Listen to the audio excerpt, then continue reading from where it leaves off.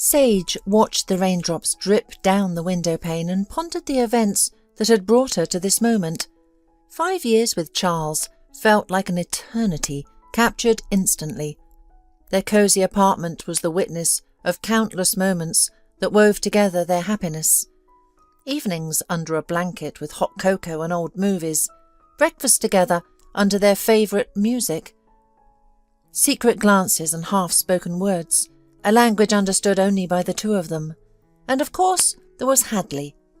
She had been a constant in Sage's life, always present, from their school days to Sage's wedding, where Hadley, holding back tears, adjusted her veil and whispered, "You deserve him. He is your other half." On every birthday, every holiday, and every important time, Hadley was always by her side, not just a friend, but a named sister that fate had not given her. The pregnancy test with the 2 lines changed everything. Sage remembered showing it to Charles with trembling hands, expecting to see her joy reflected in his eyes. For a moment she thought she did. His pupils dilated and a storm of emotions crossed his face. He hugged her tightly and whispered, "We'll manage." At the time, she didn't notice the strange phrasing. Not, "I'm happy," or "This is wonderful," but "We'll manage," as if they were facing a natural disaster rather than a new level in their life. From that day forward, Charles began to change. The changes were subtle at first, like the early signs of an illness that could be mistaken for fatigue. He started staying late at work, first an hour, then 2, then entire evenings. His smile no longer held the warmth that made her heart light. Their conversations, once lasting for hours, turned into quick exchanges of information. "Dinner's in the fridge. I paid the utilities. Go to sleep without me." At night he turned away, and Sage looked at his back, distant and unreachable like a moon. Sometimes she gently placed her hand on his shoulder, and he didn't shake it off, but he didn't react either, as if he didn't feel her touch, and that was worse than rejection. "Charles, what's happening?" she would ask when the silence became too loud. "You seem so distant." "Everything's fine," he would reply, looking past her. "I'm just tired." Meanwhile, Sage's pregnancy was difficult. Morning sickness persisted well into the 2nd trimester. She felt swollen, clumsy, vulnerable, and lonely, endlessly lonely, despite her husband's presence in the next room. "I feel like Charles is pulling away," she confided in Hadley over a cup of coffee. "It's like he doesn't want this baby." Hadley waved her hand dismissively, her long earrings catching the sunlight. "Sage, you're overthinking it. Men experience expectations differently. He's not used to sharing his emotions. You've always said so yourself." "But he used to be different." "Pregnancy changes not only women." Hadley smiled, though it seemed forced. "You're overly sensitive because of the hormones." Sage wanted to argue that it wasn't just hormones but a sense of impending doom, yet she remained silent. Hadley always knew how to calm her down, but this time her reassurance felt artificial and was rehearsed. Then one morning, Sage felt a strange pain. At first it was a dull, tugging ache that woke Sage with a vague sense of unease. By noon she could barely stand upright, and by evening Charles got her to the hospital, silent and pale, his gaze fixed. The hospital corridor was bright and unforgiving. The doctor's lips moved, but the words reached her consciousness with a delay, as if filtered through water. "I'm sorry, there is no heartbeat. We will have to prepare you for surgery." Charles sat beside her in the corridor, his face a mask of shock and grief. Back straight, hands on knees, gaze fixed on a single point on the wall.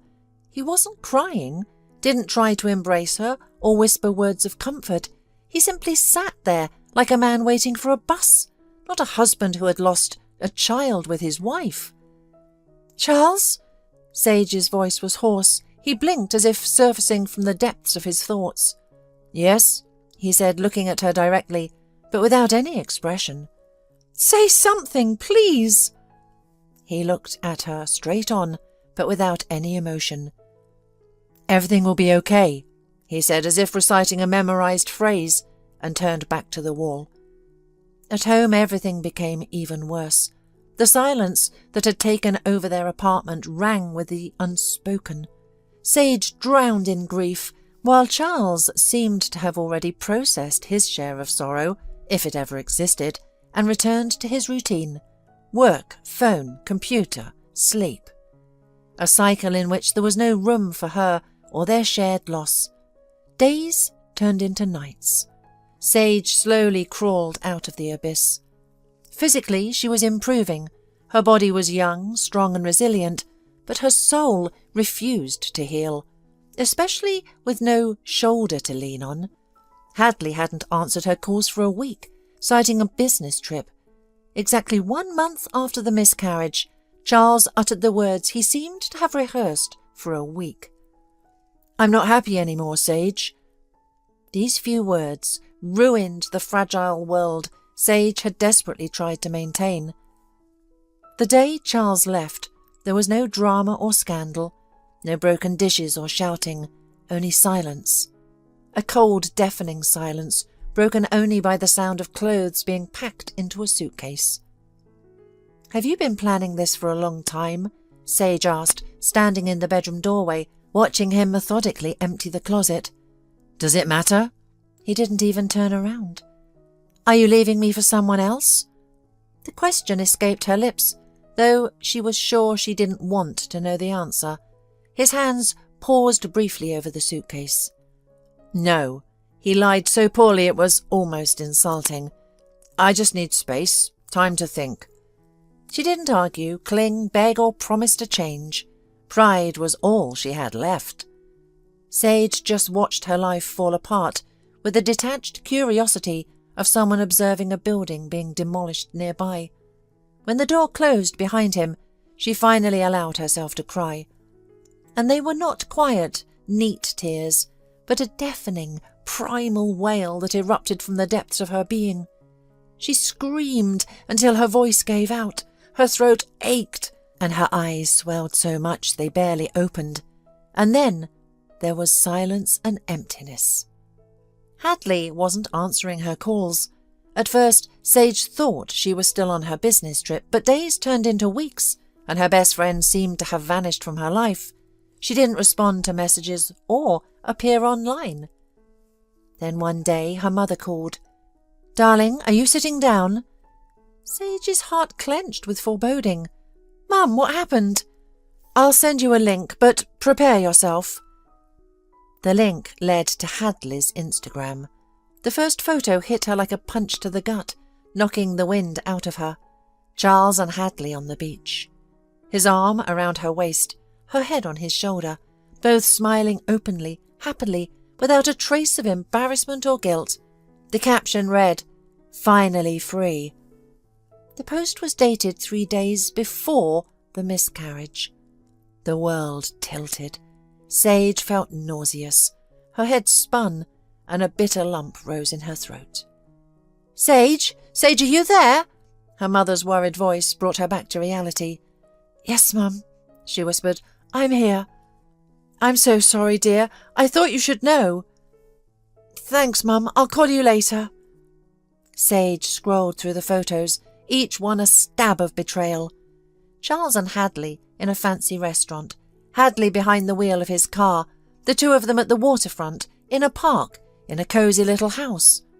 Their smiles and embraces told a story of intimacy and deceit, shattering the memories Sage held dear. Every night at work, every cancelled meet-up with Hadley, they had been together, laughing at her naivety, planning their escape. A wave of fury surged within her, darkening her vision and making her ears ring. If they thought she would crumble and disappear, they were sorely mistaken. Sage was not vengeful by nature, but this level of betrayal demanded a response, not to inflict pain, but to restore justice. Charles had been careless, too consumed by his new life to cover his tracks. Their joint accounts revealed every penny spent on their affair, restaurants, hotels, gifts, all purchased with their shared money, while she saved on lunches, for their future child. The lawyer she hired was impressed by the evidence she had gathered.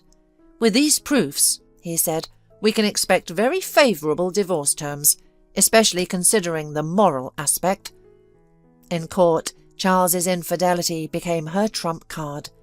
The judge, a discerning older woman, listened to their stories, examined the evidence, and delivered a verdict that left Charles stunned. The apartment remained with Sage, along with half of their savings. She was financially better off than Charles, burdened by debts and a new woman accustomed to expensive gifts. The divorce did not bring immediate relief. The wound of betrayal would not heal overnight. But for the first time in months, Sage felt a glimmer of hope. She had survived, stood her ground, and was moving forward. The home, once filled with memories of him, was gradually transformed beyond recognition.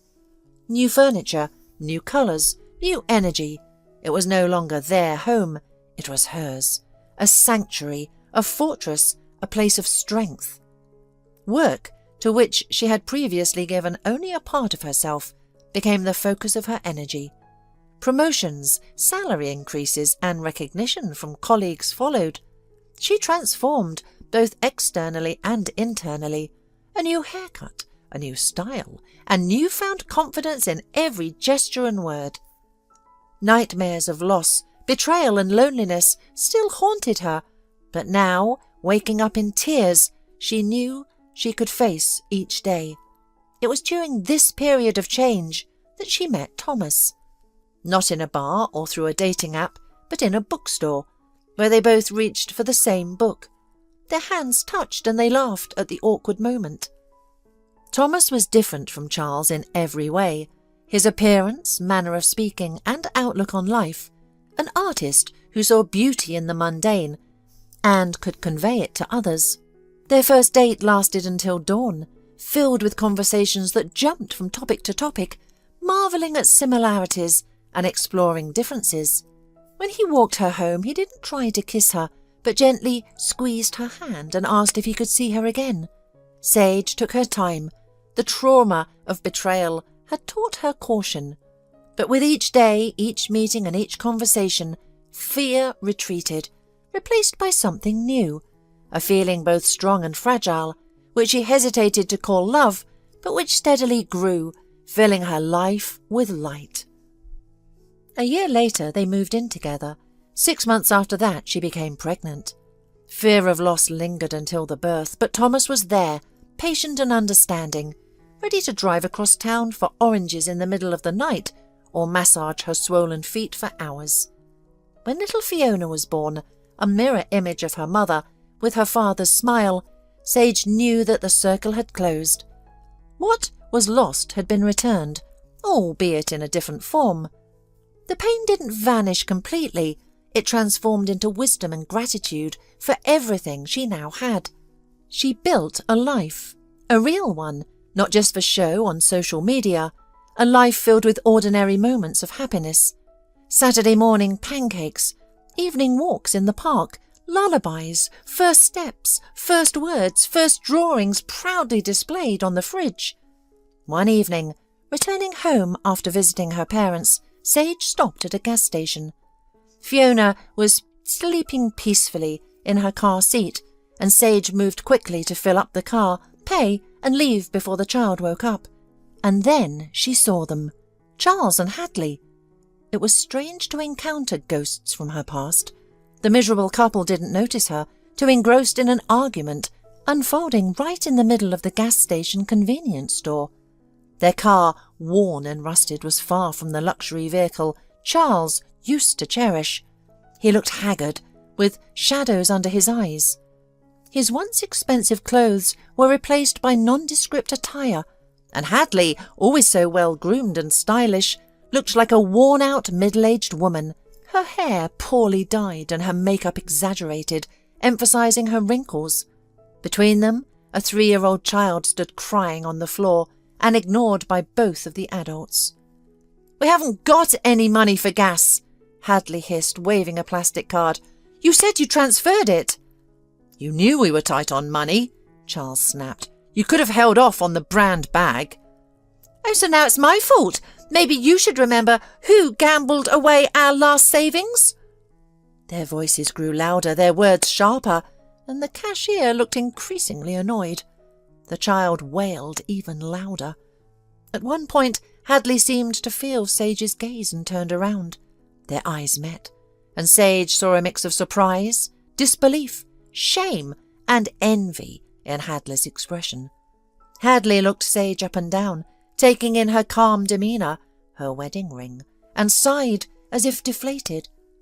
Sage didn't linger. She paid for the gas, got into her car and drove home, where Thomas awaited her with dinner and news about an upcoming exhibition, where Fiona would wake up and demand her favourite bedtime story, where life continued, full and real, built from the ruins of the past. She smiled as she drove through the evening city, not because of her ex-husband's and her ex-best friend's misfortune, but because she knew she had survived and healed. Her life was now filled with love and joy, something the other two, trapped in a web of mutual resentment and shared illusions, might never know. Betrayal left its marks, but these marks signified healing and resilience. They showed that pain was temporary, and that even the darkest nights gave way to dawn. Sometimes that dawn brought a beauty unseen before.